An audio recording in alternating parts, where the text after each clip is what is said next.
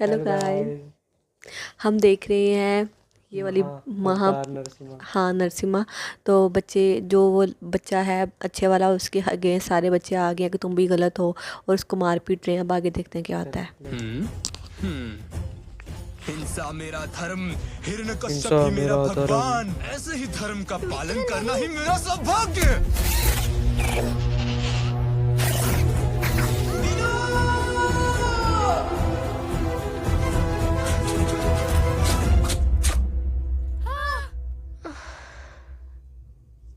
किसको लग गई? किसी को भी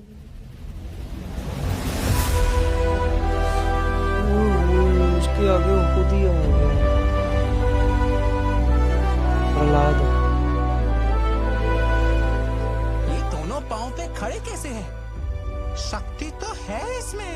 इतना कष्ट सहा मुझे बचाने के लिए।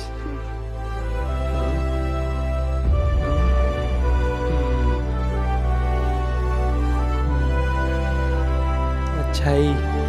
काम आ गए। शक्तिशाली का कर्तव्य है दुर्बल की रक्षा करना, और राजपुत्र का ही धर्म है अपनी प्रिय प्रजा की रक्षा करना। कोमल हो, दुर्बल नहीं।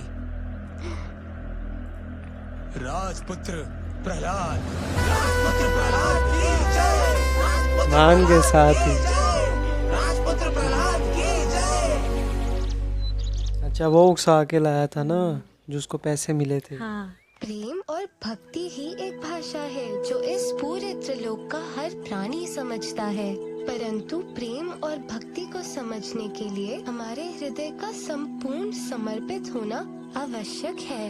एक ही नाम जीवन के सारे कष्टों का समाधान है। ओम नमो भगवते वासुदेवाय।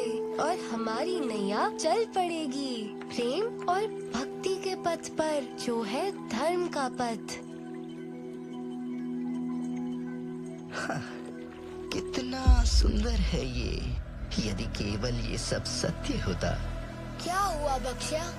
क्या बात है, हमें बताओ।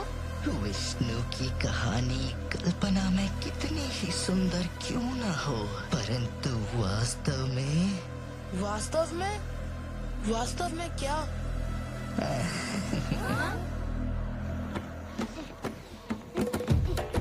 यहाँ बहुत अंधेरा है।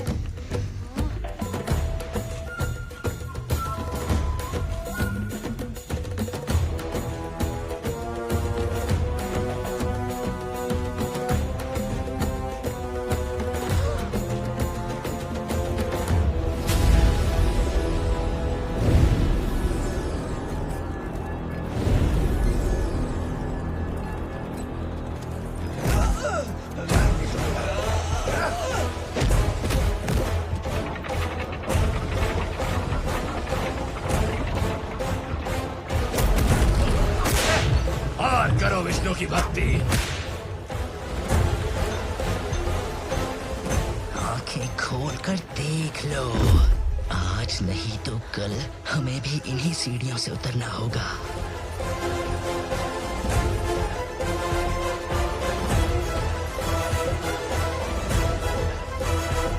कहो सर्वत्र यही गुणगान।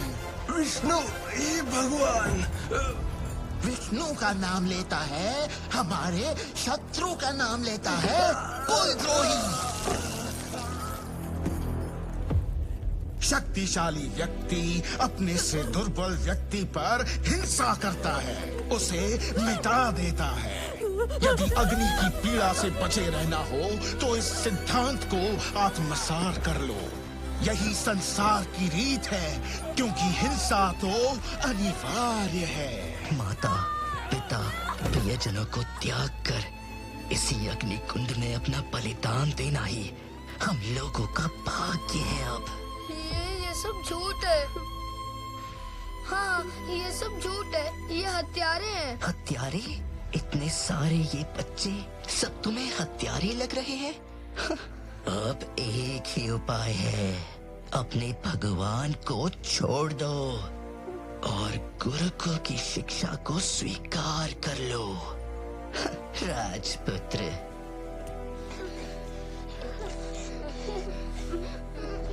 वो उसने एक हिसाब से वो नरक दिखाई है, हाँ उनको डराया है कि तुम नरक बनाई हुई है। हाँ हे मेरे प्रिय प्रभु, कैसे मैं सबको मुक्त कराऊं? पथ दिखाएं।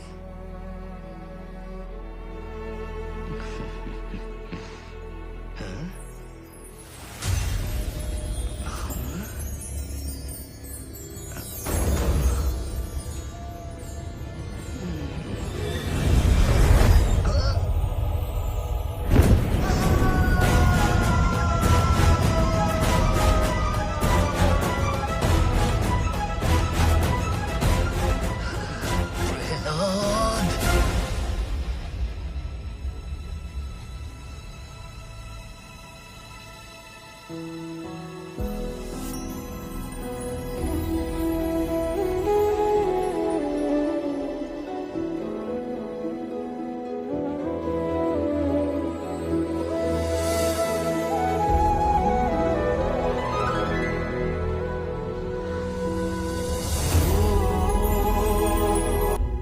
क्या संशय है?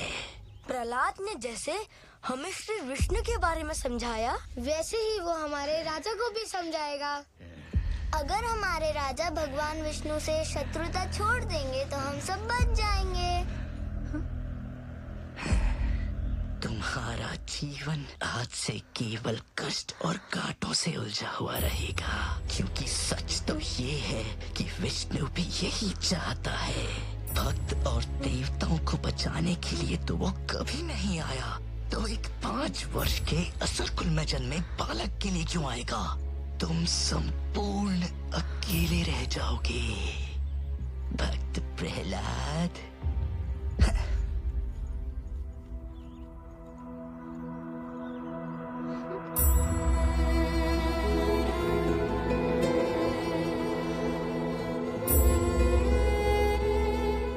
मैं तब तक भगवान विष्णु का गुणगान करता रहूंगा जब तक सारे भक्त मुक्त ना हो जाएं।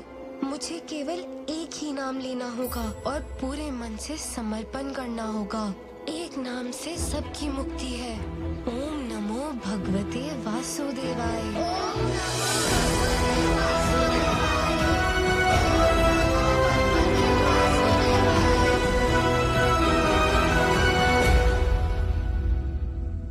आमने सामने हो गए।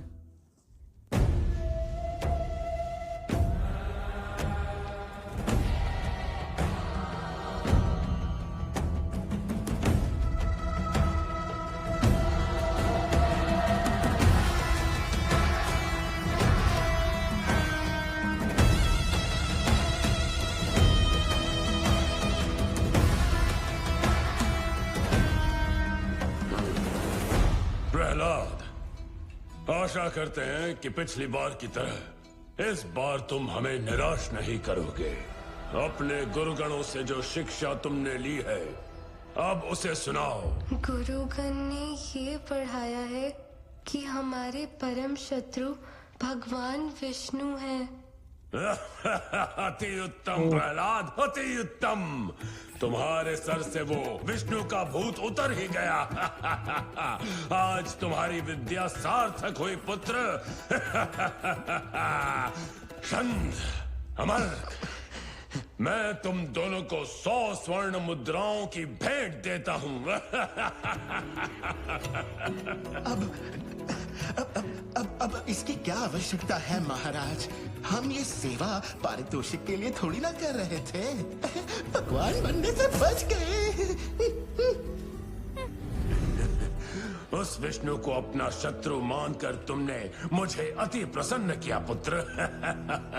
मुझे क्षमा कीजिए पिताश्री, आपने मुझे गुरुगण का पाठ दोहराने को कहा, सो मैंने दोहराया, परंतु मैंने उनकी शिक्षा को स्वीकारा नहीं है। मैं भगवान विष्णु को अपना शत्रु कदापि नहीं मानता। पिताश्री, यदि आप किसी को अपना शत्रु मानना ही चाहो तो अपने हृदय में छिपे काम, क्रोध, लोभ, मोह, मद, मत्सर को अपना शत्रु मानो।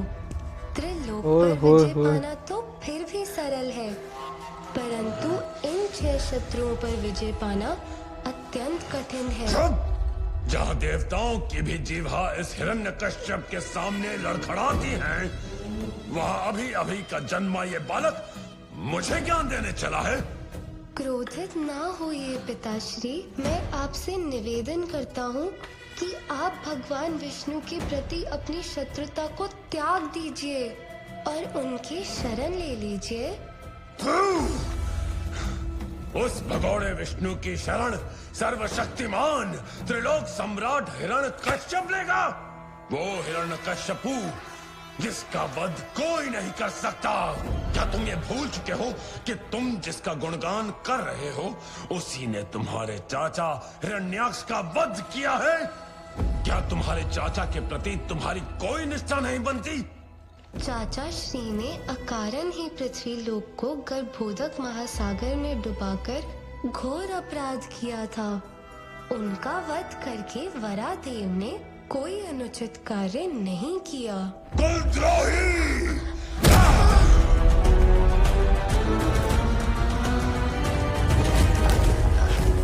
ओए होए होए। तुम तो आस्तीन का वो सांप हो जो अपने ही लोगों को डसने में रत्ती भर भी कतराएगा नहीं। कंदमर, तुम अपने कार्य में असफल हुए।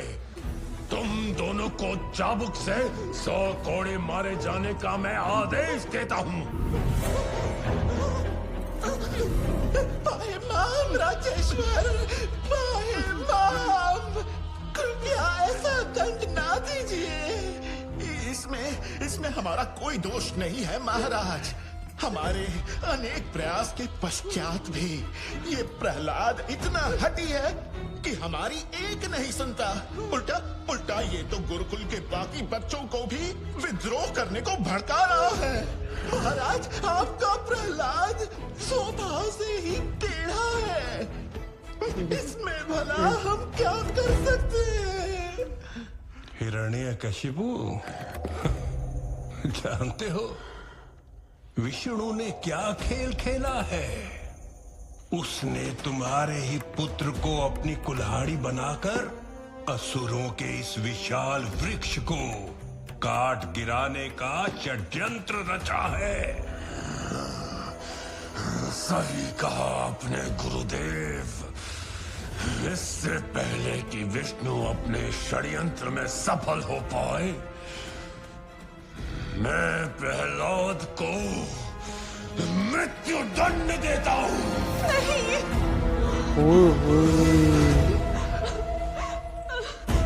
मृत्यु दंड दे दिया भाई। मतलब जान से मारने की सजा। ये क्या जान से मारने की सजा। तो बकवास है फुल। मुझे बहुत गुस्सा आ रहा है इस बात पे। और गुस्सा क्या, वो अपने हिसाब से तो वो अगर देखे तो सही है, लेकिन जिस तरह से बच्चा वो अपने भगवान की पूजा करता है वो अपने हिसाब से सही है, लेकिन वो जो राक्षस है उसके तो ये खिलाफ हो गया ना, वो तो यही करेगा। भाई मतलब ये पार्ट बहुत ज़्यादा गंदा लग रहा है मुझे। बच्चे को कौन मारता है?